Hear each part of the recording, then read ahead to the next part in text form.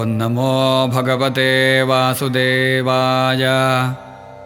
ಶ್ರೀಶುಕ ಉವಾಚ. ಗೋಪಾನಂದಾದಯಃ ಶ್ರುತ್ವಾ ದ್ರುಮಯೋಃ ಪತತೋರವಂ ತತ್ರ ಜಗ್ಮುಃ ಕುರುಶ್ರೇಷ್ಠ ನಿರ್ಘಾತಭಯಶಂಕಿತಾಃ. ಭೂಮ್ಯಾನ್ನಿಪತಿತೌ ತತ್ರ ದದೃಶುರ್ಯಮಲಾರ್ಜುನೌ ಬಭ್ರಮುಸ್ತದಭಿಜ್ಞಾಯ ಲಕ್ಷ್ಯಂ ಪತನಕಾರಣಂ. ಉಲೂಖಲಂ ವಿಕರ್ಷಂತಂ ದಾಮ್ನಾಬದ್ಧಂ ಚ ಬಾಲಕಂ ಕಸ್ಯೇದಂ ಕುತಾಶ್ಚರ್ಯಮುತ್ಪಾತ ಇತಿ ಕಾತರಾಃ. ಬಾಲಾ ಊಚುರನೇನೇತಿ ತಿರ್ಯಗ್ಗತಮುಲೂಖಲಂ ವಿಕರ್ಷತಾಮಧ್ಯಗೇನ ಪುರುಷಾವಪ್ಯಚಕ್ಷ್ಮಹೇ. ನ ತೇತದುಕ್ತಂ ಜಗೃಹುರ್ನ ಘಟೇತೇತಿ ತಸ್ಯ ತತ್. ಬಾಲಸ್ಯೋತ್ಪಾಟನಂತರ್ವೋಃ ಕೇಚಿತ್ ಸಂದಿಗ್ಧಚೇತಸಃ ಉಲೂಖಲಂ ವಿಕರ್ಷಂತಂ ದಾಮ್ನಾಬದ್ಧಂ ಸ್ವಮಾತ್ಮಜಂ. ವಿಲೋಕ್ಯನಂದಪ್ರಹಸದ್ವದನೋ ವಿಮುಮೋಚಃ. ಗೋಪೀಭಿಸ್ತೋಭಿತೋ ನೃತ್ಯದ್ಭಗವಾನ್ ಬಾಲವತ್ ಕ್ವಚಿತ್ ಉದ್ಗಾಯತಿ ಕ್ವಚಿನ್ಮುಗ್ಧಸ್ತದ್ವಶೋ ದಾರುಯಂತ್ರವತ್. ಬಿಭರ್ತಿ ಕ್ವಚಿದಾಜ್ಞಪ್ತಃ ಪೀಠಕೋನ್ಮಾನಪಾದುಕಂ. ಬಾಹುಕ್ಷೇಪಂಚ ಕುರುತೆ ಸ್ವಾನಾಂಚ ಪ್ರೀತಿಮಾವಹನ್. ದರ್ಶಯಂಸ್ತದ್ವಿದಾಂ ಲೋಕ ಆತ್ಮನೋ ಭೃತ್ಯವಶ್ಯತಾಂ. ವ್ರಜಸ್ಯೋವಾಹ ವೈ ಹರ್ಷಂ ಭಗವಾನ್ ಬಾಲಚೇಷ್ಟಿತೈಃ. ಕ್ರೀಣೀहि ಭೋಃ ಫಲಾನೀತಿ ಶ್ರುತ್ವಾ ಸತ್ವರಮಚ್ಯುತಃ. ಫಲಾರ್ಥಿ ಧಾನ್ಯಮಾದಾಯ ಯಯೌ ಸರ್ವಫಲಪ್ರದಃ.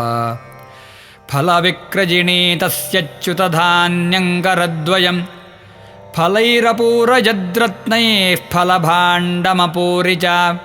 ಸರಿತ್ತೀರಗತಂ ಕೃಷ್ಣಂ ಭಗ್ನಾರ್ಜುನಮಧಾಹ್ವಯತ್. ರಾಮಂಚ ರೋಹಿಣೀ ದೇವೇ ಕ್ರೀಡಂತಂ ಬಾಲಕೈರ್ಭೃಶಂ. ನೋಪೇಜಾತಾಂ ಯದಾಹೂತೌ ಕ್ರೀಡಾಸಂಗೇನ ಪುತ್ರಕೌ. ಯಶೋದಾಂ ಪ್ರೇಷಯಾಮಾಸ ರೋಹಿಣೀ ಪುತ್ರವತ್ಸಲಾಂ. ಕ್ರೀಡಂತಂ ಸಾಸುತಂ ಬಾಲೈರತಿವೇಲಂ ಸಹಾಗ್ರಜಂ. ಯಶೋದಾಜೋಹವೇತ್ ಕೃಷ್ಣಂ ಪುತ್ರಸ್ನೇಹಸ್ನುತಸ್ತನೀ.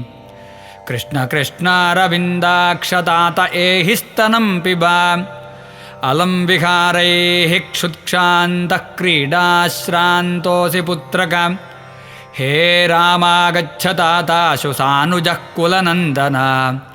ಪ್ರಾತರೇವ ಕೃತಾಹಾರಸ್ತದ್ಭವಾನ್ ಭೋಕ್ತುಮರ್ಹತಿ. ಪ್ರತೀಕ್ಷತೆ ತ್ವಾಂ ದಾಶಾರ್ಹ ಭೋಕ್ಷ್ಯಮಾಣೋ ವ್ರಜಾಧಿಪಃ. ಏಹ್ಯಾವಯೋಃ ಪ್ರಿಯಂಧೇಹಿ ಸ್ವಗೃಹಾನ್ ಯಾತ ಬಾಲಕಾಃ. ಧೂಲಿಧೂಸರಿತಾಂಗಸ್ತ್ವಂ ಪುತ್ರಮಜ್ಜನಮಾವಹ.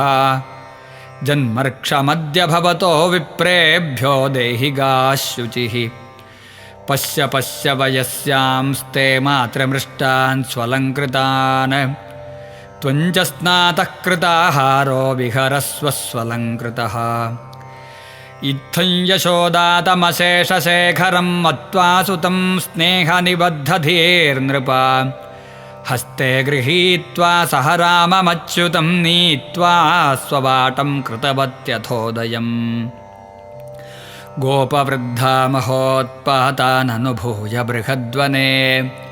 ನಂದಾದಯಃ ಸಮಾಗಮ್ಯ ವ್ರಜಕಾರ್ಯಮಮಂತ್ರಯನ್. ತತ್ರೋಪನಂದನಾಮಾಹ ಗೋಪೋ ಜ್ಞಾನವಯೋಧಿಕಃ. ದೇಶಕಾಲಾರ್ಥತತ್ತ್ವಜ್ಞಃ ಪ್ರಿಯಕೃದ್ರಾಮಕೃಷ್ಣಯೋಃ.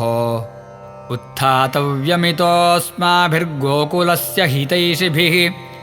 ಆಯಾಂತ್ಯತ್ರ ಮಹೋತ್ಪಾತಾ ಬಾಲಾನಾಂ ನಾಶಹೇತವಃ. ಮುಕ್ತಃ ಕಥಂಚಿದ್ರಾಕ್ಷಸ್ಯ ಬಾಲಜ್ಞಾ ಬಾಲಕೋ ಹ್ಯಸೌ. ಹರೇರನುಗ್ರಹಾನ್ನೋ ನ ಮನಶ್ಚೋಪರಿ ನಾಪತತ್. ಚಕ್ರವಾತೇನ ನೀತೋऽಯಂ ದೈತ್ಯೇನ ವಿಪದಂ ವಿಯತ್. ಶಿಲಾಯಾಂ ಪತಿತಸ್ತತ್ರ ಪರಿತ್ರಾತಃ ಸುರೇಶ್ವರೈಃ. ಯನ್ನಮ್ರಿಯೇತದ್ರುಮಯೋರಂತರಂ ಪ್ರಾಪ್ಯ ಬಾಲಕಃ. ಅಸಾವನ್ಯತಮೋ ವಾಪಿ ತದಪ್ಯಚ್ಯುತರಕ್ಷಣಂ.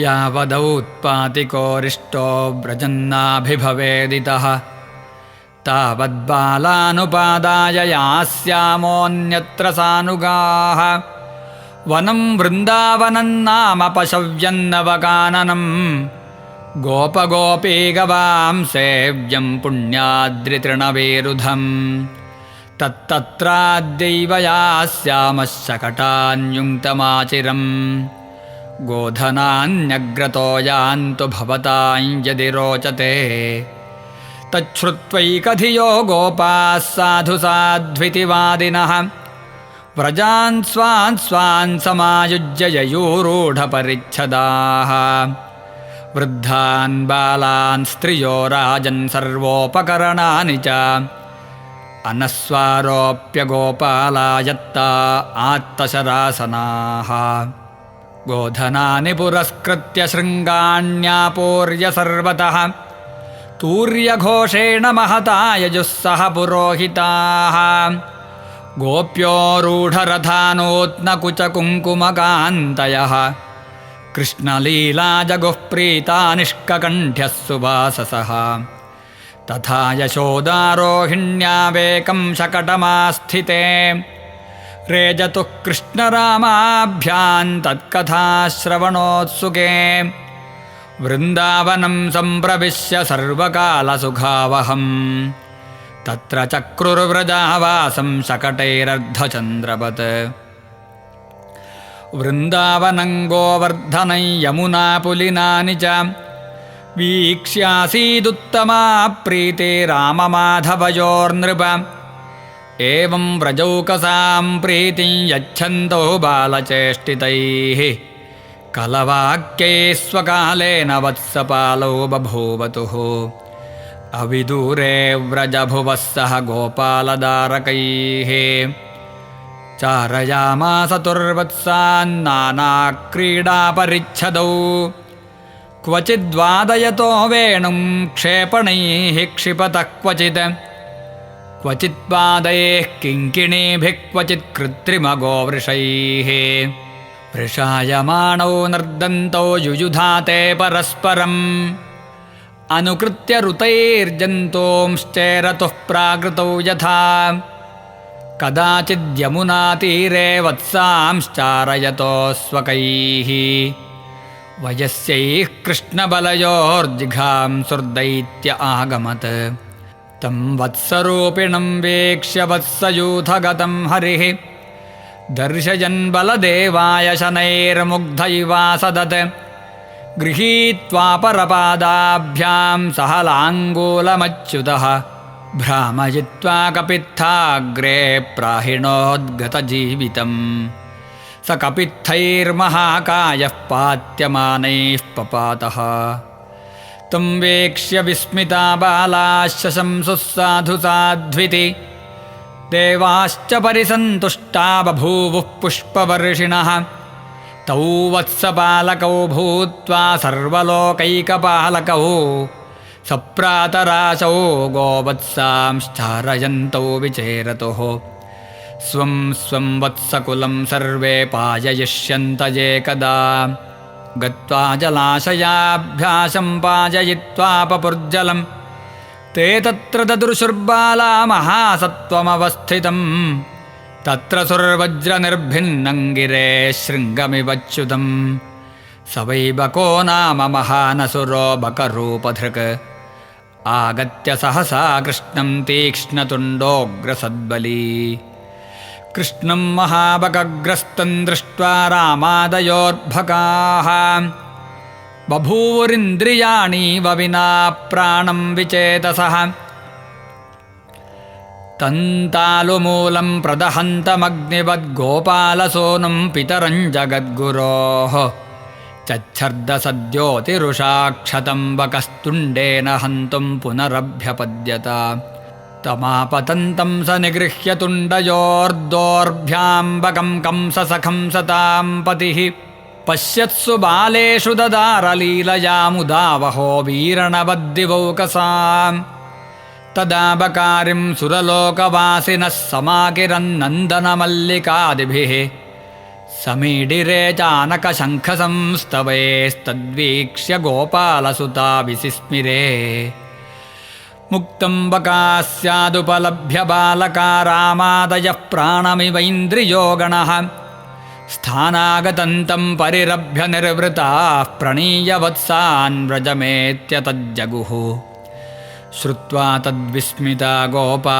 गोप्यश्चातिप्रियादृताः प्रेत्यागतमिवोत्सुक्यादैक्षन्ततृषिते क्षणाः अहो बतास्य बालस्य बहवो मृत्यवो भवन् अप्यासेद्विप्रियन्तेषां कृतं पूर्वं यतो भयम् अथाप्यभिभवन्त्येनन्नैव ते घोरदर्शनाः जिघांसयैनमासाद्य नश्यन्त्यग्नौ पतङ्गवत् अहो ब्रह्मविदां वाचो नासत्याः सन्ति कर्हिचित् गर्गो यदाह भगवानन्वभावि तथैव तत् इति नन्दादयो गोपाः कृष्णरामकथां मुदा कुर्वन्तो रममाणाश्च नाविन्दन् भववेदनाम् एवं विहारैः कौमारं जहतुर्व्रजे